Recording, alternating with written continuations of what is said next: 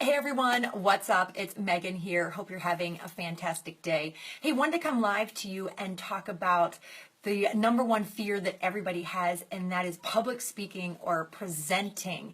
I've been doing a ton of it lately, and I just wanted to share the 3 tips that I do to create an amazing presentation. So if it's something that scares the crap out of you, and I know it does for a lot of people, but I just want to share some things that'll make it a little bit easier for you in writing that presentation.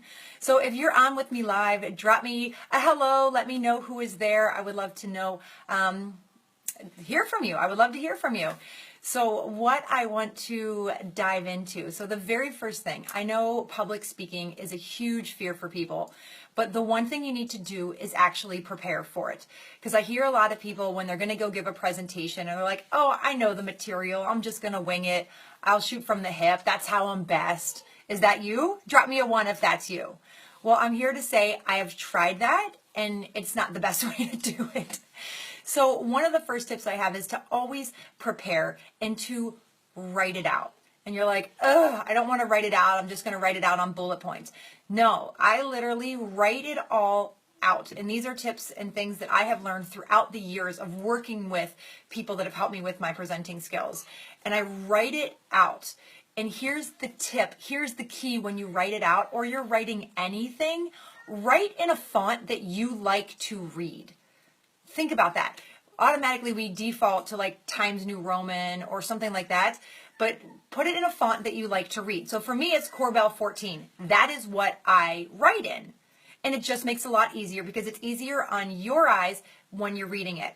So that is a great tip.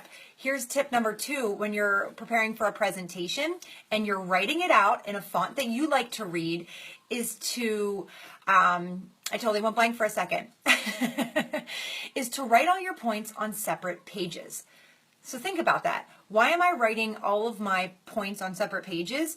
Is because when you're done, you print them out and it's literally like a puzzle. You can rearrange it to get the flow of your presentation to go better. In your mind, you might think, oh, well, here's my intro, here's the 3 things I'm going to talk about, and here's my conclusion. But when you print it all out and you look at the bullet points, sometimes you're like, oh, it would flow better if this piece went here and this piece is over here. So that's why you do it that way, is to restructure it to make sure that your presentation is having the biggest impact that it can. Now, the third tip that I will give for you is to always give stories and analogies because people can relate better to that than they relate to facts. So if you want to drive a point home about the fact, come up with an analogy or a story, a personal story or a story you've heard from somebody else that will drive that point home because that will make people remember it. And I know I said 3 tips, but another one just popped into my mind that is a huge one that I always use is find sizzle words. So sizzle word is something that will make it stick in someone's mind. If you're trying to drive a point home in one of those stories or analogies, use a word that is not commonly used a lot, like incredible or something. I don't know if that's a word used a lot, but use a sizzle word that will drive the point home because when you do that, people will remember it.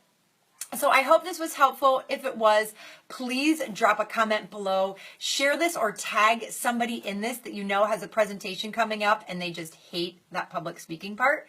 So share this along. I would love to hear your comments back from you of what you do for your presenting skills because I would love to learn from you as well. So have a fantastic Memorial Day weekend if I don't come back live to you, and I'll talk to you soon.